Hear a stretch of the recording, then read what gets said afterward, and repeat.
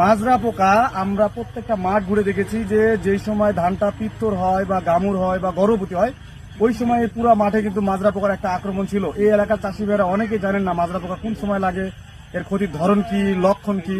তো আমরা একটু দেখাই আপনাদেরকে, আঙ্কেল একটু দেখান। এই যে দেখেন, একটু ক্লোজ করেন, এই যে দেখেন, এই যে দেখেন, এই শীষটা সাদা দেখাচ্ছে। অনেকে হয়তো মনে করতেছেন এটা ব্লাস্ট কিনা বা শীষ মারা যাচ্ছে কিনা, আপনি ভাবতেছেন, চিন্তা করতেছেন। এইটার বড় বড় মাজরা পোকার লক্ষণ হলো এই যে সাদা শীষ।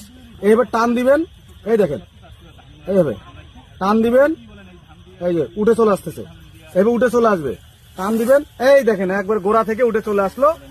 এইটা হলো মাজরা পোকার লক্ষণ, অর্থাৎ সাদা শীষ দেখা যাবে। যেই সময় ধান গামুর থাকবে ওই সময় অবশ্যই মাজরা পোকার জন্য আপনাকে একটা ট্রিটমেন্ট নিতে হবে। মাজরা পোকা মূলত ফসলে দুইবার লাগে, একটা 25 থেকে 30 দিন বয়সে যে সময় কার্যকরী টিলারিং নেয় ওই সময় মরার দিক বের হবে, যেটা লক্ষণ। আর ধান যদি গামুর হয় বা থোর হয় ওই সময়ে মাজরা পোকার একটা ওষুধ আপনাকে অবশ্যই দিতে হবে। ওইটা দিলে পরে এরকম সাদা শীষ বের হবে না। একটা জিনিস মাথায় রাখেন, প্রতি গোছায় যদি একটি করেও যদি এরকম সাদা শীষ থাকে, এই যে এরকম একটি করেও যদি একটা করে সাদা শীষ থাকে, আপনার টোটাল জমিতে 33% মিনিমাম 4 থেকে 5 মণ ধান ক্ষতির মুখে পড়ার সম্ভাবনা আছে, এরকম যদি একটা করে শীষ থাকে গোছাপতি।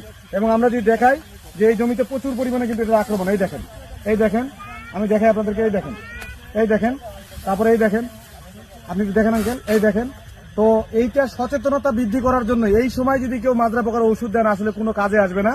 এই শীষটা আজ থেকে আরো 5-7 দিন আগে কাটছে মাজরা পোকা। আপনার ধান যখন বের হয়েছে, স্বাভাবিকভাবে সব ধান বের হয়েছে, ওইটার যে মানে যে খাবার ছিল গোড়ায় বা যতটুকু যা শক্তি ছিল, ওই শক্তি থেকে ওই ধানটা কিন্তু সাদা শীষ ভাবে এইভাবে বের হয়ে আসছে। তো আপনাদের প্রতি শুভকামনা থাকলো, আমরা রোগ বুঝে পোকা বুঝে ট্রিটমেন্ট নিব, ফসলের যত্ন নিব, ফসল ভালো হবে। আপনি ভালো থাকবেন, সুস্থ থাকবেন, এমনটা প্রত্যাশা। ধন্যবাদ, আসসালামু আলাইকুম।